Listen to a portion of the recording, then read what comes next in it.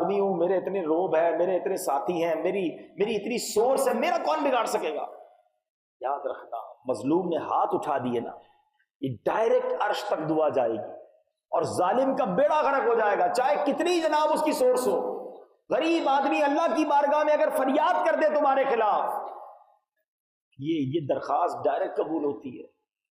خدا را بد دعا لینے والے مت بننا، زندگی ایسی گزارو کہ لوگ دل سے دعائیں دیں، کہیں لوگوں کی ہائے لینے والے مت بننا، ورنہ اچھا میں ایک مشورہ بھی دیا کرتا ہوں، آپ بھی چیک کرو، بعض اوقات لوگوں کو دیکھا چلتا کاروبار آہستہ آہستہ تباہ ہونے لگ جاتا ہے، پوری فیملی خوشحال ہوتی ہے، آہستہ آہستہ جھگڑے، لڑائی، ناچاکیاں ہیں، بچے بیمار، بیماریاں آنا شروع ہو جاتی ہیں، اچھا خاصا بندہ خوشحال ہوتا ہے، آہستہ آہستہ لگتا ہے کام بگڑتا جا رہا ہے۔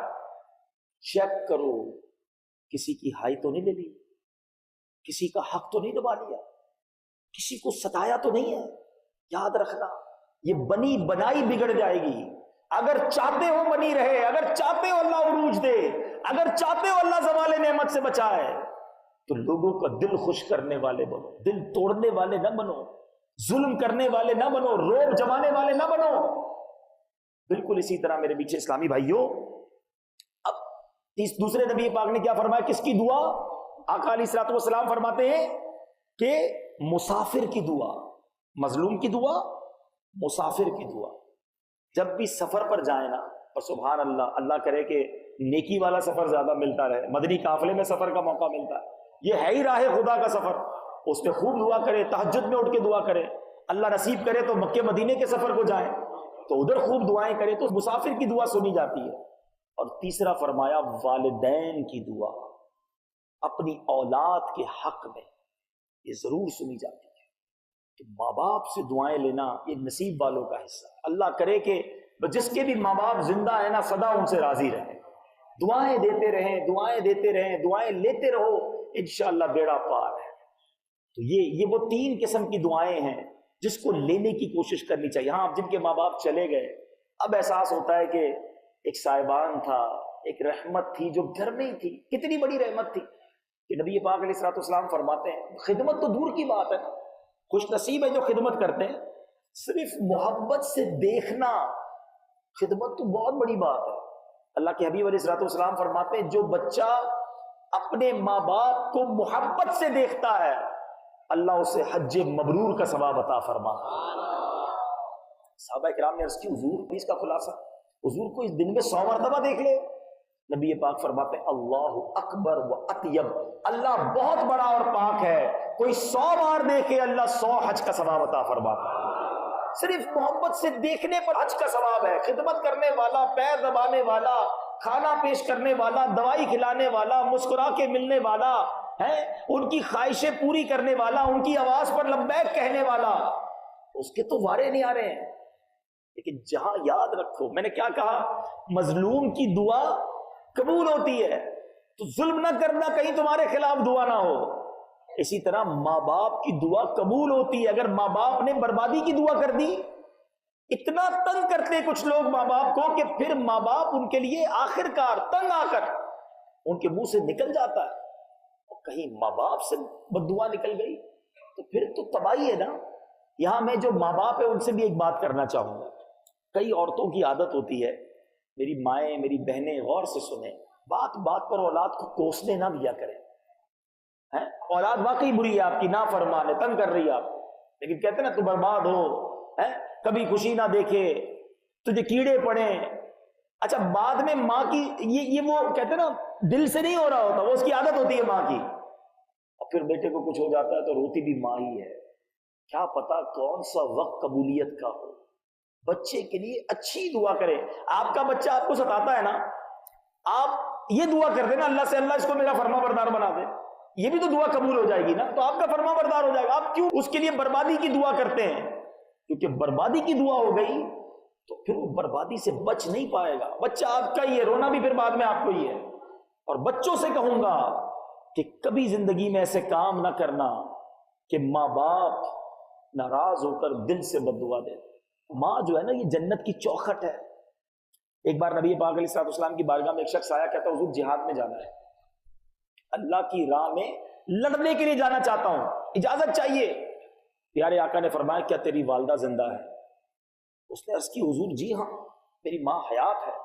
فرمایا ہمیشہ اس کے قدموں سے چمٹے رہو کیونکہ اس کے قدموں میں جنت ہے۔ اس نے 3 بار اجازت مانگی، نبی پاک نے 3 بار فرمایا ماں کے قدموں میں چمٹے رہو، اس کے قدموں میں جنت ہے۔ اللہ اکبر، نصیب والے ہو جس کی ماں زندہ ہے، ماں کے قدم چوما کرو اور اس نیت سے چومو کہ میں جنت کی چوکھٹ کو چوم رہا ہوں۔ ماں باپ آئے تو ادب سے کھڑے ہو جاؤ، آپ جناب سے ان سے گفتگو کرو، ان کے ہاتھ چومیں، کبھی اس نیت سے ماں کے قدموں کو چومو کہ میں جنت کی چوکھٹ کو چوم رہا ہوں، کبھی والد کے ہاتھ چومیں، کبھی موقع ملے تو والد کے قدم چومیں۔ یہ نصیب والوں کو میسر ہے۔ پوچھو ان سے جن کے ماں باپ چلے گئے، اب یہ باتیں تو کر سکتے ہیں، یہ نعمتیں حاصل نہیں کر سکتے۔ سبحان اللہ، ماں باپ کی قدموں کو بوسہ دینا اور ماں باپ کی اس طرح خدمت کرنا۔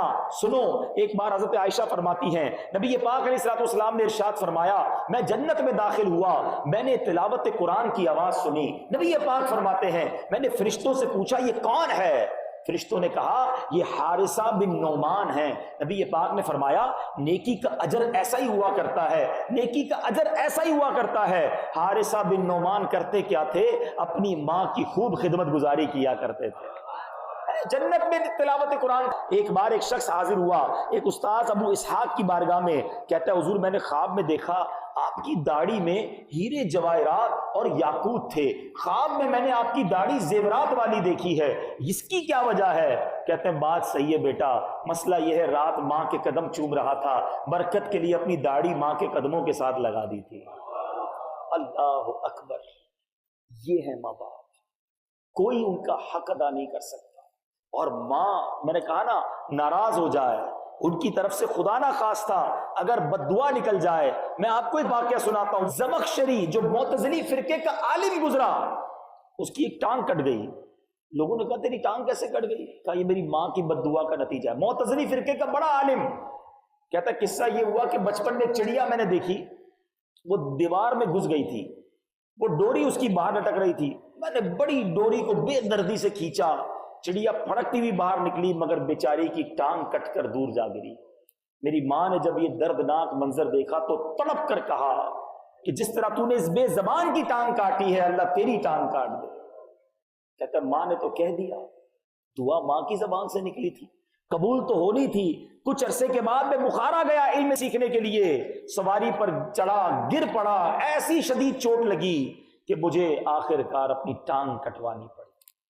ماں کی زبان سے نکل جائے، ماں چاہے تو تمہارے طوفان ٹل سکتے ہیں۔ میں واقعہ اس لیے نہیں سنا رہا کہ بچپن سے سنتے آ رہے ہیں، حضرت موسیٰ نے سوال ہی کیا تھا نا اللہ سے، اللہ میرا جنت میں پڑوسی کون ہے؟ تو فرمایا موسیٰ فلاں علاقے کا کسائی تیرا پڑوسی۔ کسائی اور حضرت موسیٰ کلیم اللہ کا پڑوسی، کیا ریزن تھا؟ ڈھونڈتے ڈھونڈتے پہنچے، دیکھا بیٹا تو کیا ایسا عمل کرتا ہے؟ تو حضور ماں باپ کی بڑی خدمت کی، اور ماں جب جب کھانا کھلاتا تھا یہ دعا کرتی تھی اللہ میرے بیٹے کو جنت میں موسیٰ کا پڑوسی بنا دے۔ ماں دعا دے تو نبی کا پڑوس نصیب ہو جاتا ہے۔ ماں کی دعا واقعی جنت کی ہوا ہے، ماں کی دعا نصیب والوں کو ملتی ہے۔ دنیا میں پریشان ہو اور آخرت میں کامیابی چاہتے ہو، اپنے ماں سے دعا لے لو، اپنے والد سے دعا لے لو، اپنے والدین کی خدمت کرو، کبھی زندگی میں ان کا دل نہ دکھانا۔ شادی ہونے کے بعد ماں باپ کو لوگ اگنور کرتے ہیں، خاص طور پہ ماں کو بہت ستاتے ہیں۔ بیوی آ گئی تو اب ماں کی تو کوئی ویلیو نہیں رہی، ارے اسی ماں نے پال پوس کر بڑا کہ یاد رکھنا میں کسی کا گھر توڑوانے کے لیے نہیں کہہ رہا، بیوی دوسری مل جائے گی، ماں نہیں ملے گی۔ ماں ایک ہی ہے اور اس کا کوئی نعمت بدل نہیں ہے، ہم اسی کا خون ہے، کیسے ماں کو اگنور کر سکتے ہیں؟ ہمیشہ اپنے ماں باپ کی دعائیں لیں۔ آخری بات کر کے میں اپنے بیان کو کنکلوڈ کرتا ہوں۔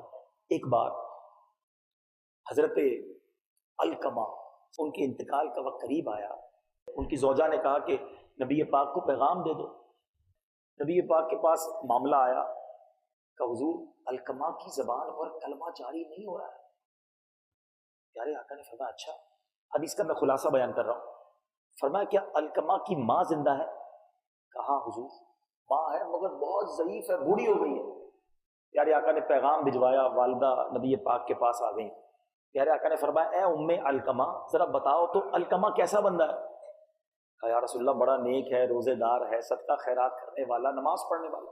فرمایا نہیں، یہ بتاؤ تمہارے ساتھ معاملہ کیسا تھا؟ کہ حضور میں ناراض ہوں۔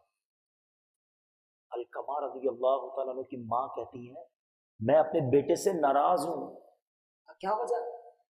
کہ اپنی بیوی کو مجھ پر فوقیت دیتا ہے، اپنی بیوی کی سنتا ہے، میری نہیں سنتا۔ نبی پاک نے فرمایا اے بلال جلدی کرو، بہت ساری لکڑیاں لے کر آؤ۔ حضرت بلال کو لکڑیاں جمع کرنے کا حکم دیا تو علقمہ کی ماں کہتی ہے کہ حضور آپ یہ لکڑیاں کیوں جمع کر رہے ہیں؟ کہا اے ام علقمہ میں لکڑیوں میں آگ لگاؤں گا اور علقمہ کو جلا دوں گا۔ حضور آپ میرے سامنے میرے بیٹے کو جلائیں گے؟ وہ ماں جو ناراض ہے، جس کا دل ٹوٹا ہوا ہے، جس کا دل دکھی ہے، کہتی میرا بیٹا جلے گا؟ کہ اے ام علقمہ یہ تو چھوٹی سزا ہے، اگر تم ناراض رہی تو تمہارا بیٹا اس سے بڑی آگ میں جلے گا۔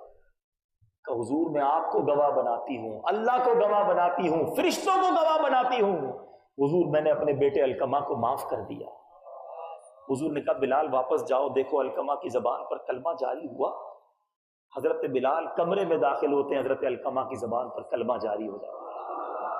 میرے آقا نے جنازہ پڑھایا، جو اپنی ماں پر اپنی بیوی کو فوقیت دیتے، سن لو نہ ان کی نمازیں قبول ہیں، نہ روزے قبول ہیں، نہ عبادت قبول ہے۔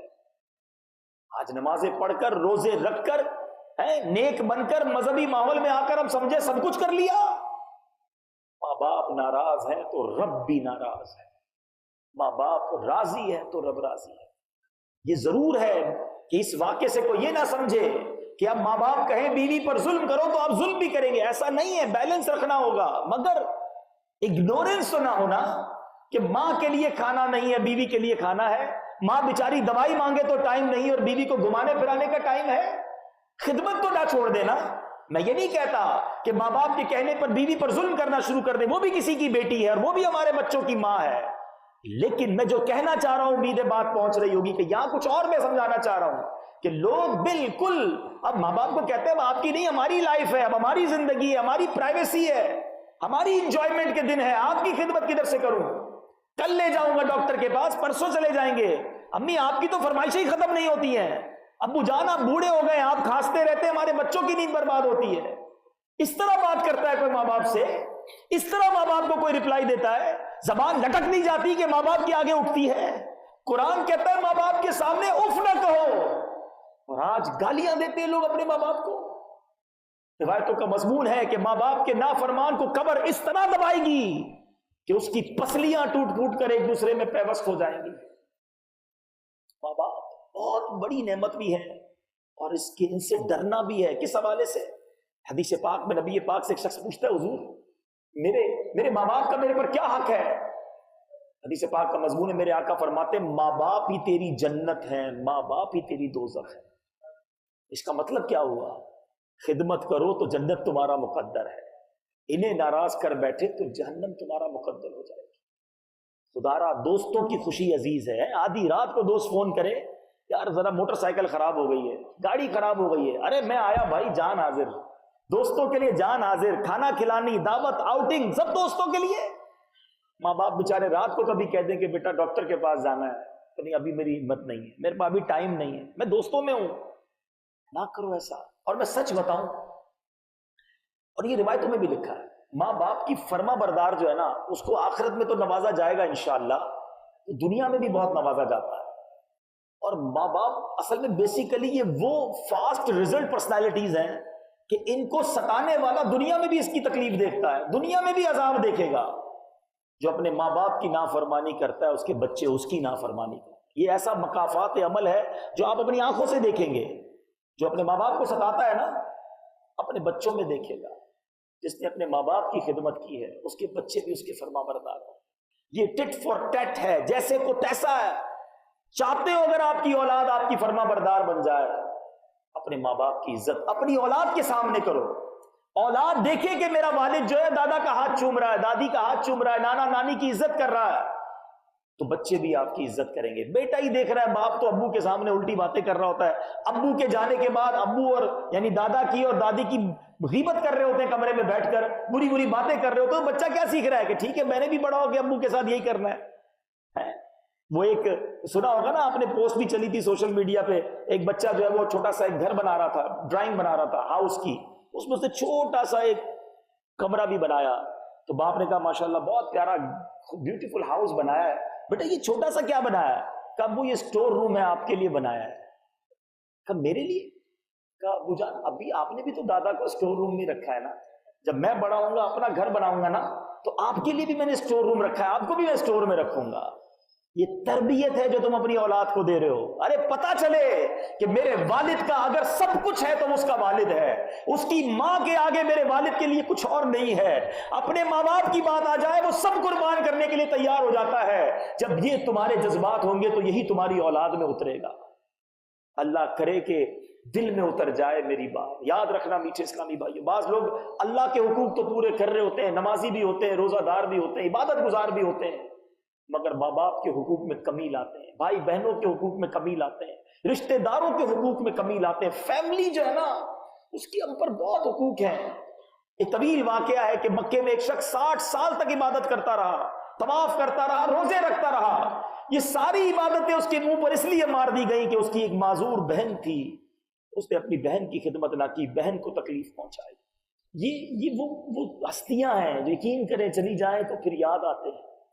تو اللہ کرے کہ ہم اپنے ماں باپ کی دعائیں لینے والے بن جائیں۔ اب میری ان باتوں سے اگر کسی کے ذہن میں خیال آ رہا ہو کہ یار ماں باپ کی خدمت تو واقعی کرنی چاہیے تھی مگر میں ایسی کر نہیں سکا، اور ماں چلی گئی، والد چلے گئے، تو صحیح بتاؤ جن کی ماں باپ بوڑھے ہو گئے نا، اب بستر پر ہیں، آپ کو خرچہ کرنا پڑ رہا ہے یا آپ کو خدمت کرنی پڑ رہی ہے، خدا کی قسم تم بہت لکی ہو، خوش نصیب ہے وہ بچہ جس کو اپنی ماں کی خدمت کا موقع ملا، خوش نصیب ہے وہ اولاد جس کو اپنے والد کی خدمت کا موقع ملا، کچھ ویل چیئر چلانے کا، کچھ دوائی دینے کا، کچھ خرچہ کرنے کا۔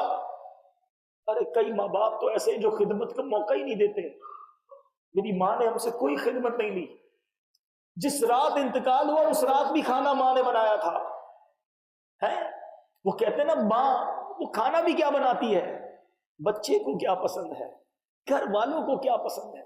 ایک شخص سے پوچھا کسی نے کہ بتاؤ تمہاری ماں کی پسندیدہ ڈش کیا تھی، فیوریٹ ڈش؟ وہ بیٹا سوچتا رہا،